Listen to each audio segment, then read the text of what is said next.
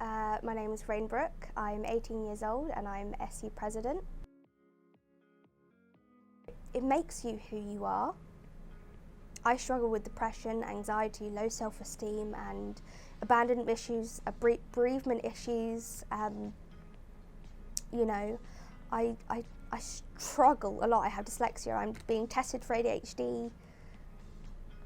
But all of that makes me who I am. I wouldn't be as strong or resilient without that.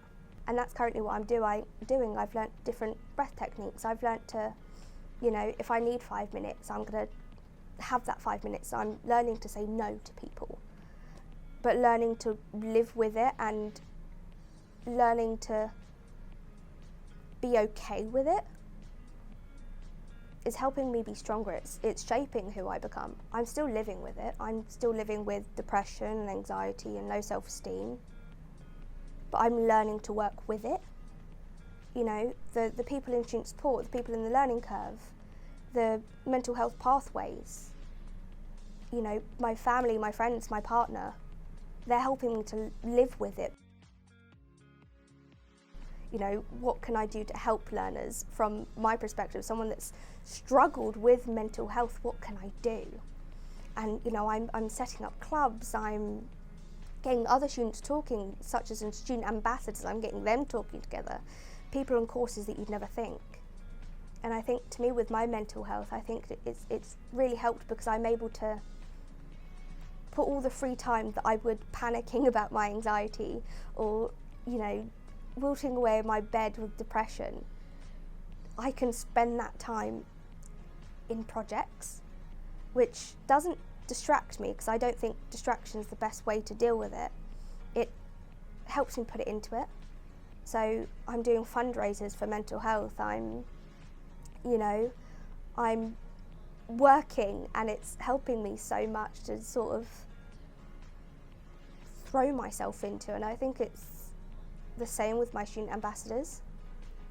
I think it's human nature to want to be needed, and that's what I want. I want to be needed, and as student president I'm needed all the time. I have, Ray, need you here, need you there, need you that, need you for that, and I think that's really helpful for me. And I think, I don't have a long time in office at the moment, but whoever is next SU president, they can finish up what I'm starting.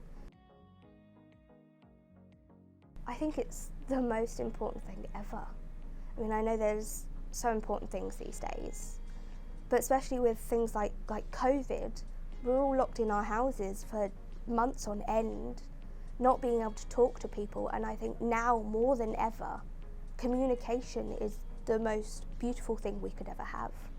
Talking about our mental health, talking about, that we're not okay. Because all around the world we have people that are suffering through the exact same thing because of lockdown, and we're all going through the same thing. And I think as humans we need that. What I'm going through is okay, and it's what they're going through and it's what they're going through. And I think if we can find other people that are going through the same thing, not necessarily the exact same story, but we can help each other as much as anything. And I think once you hear someone talk about it, that makes you feel like you can talk about it.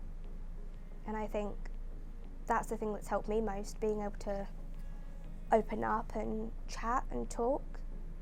And I think that talking about it is incredibly important. Anxiety is it's like a jail cell. It holds you where you are and it racks you with fear, and it's one of the worst feelings I've ever felt, because I was so scared in that moment of what could happen if I didn't make that grade. What happened if I did make that grade and I went to college and I just simply wasn't good enough?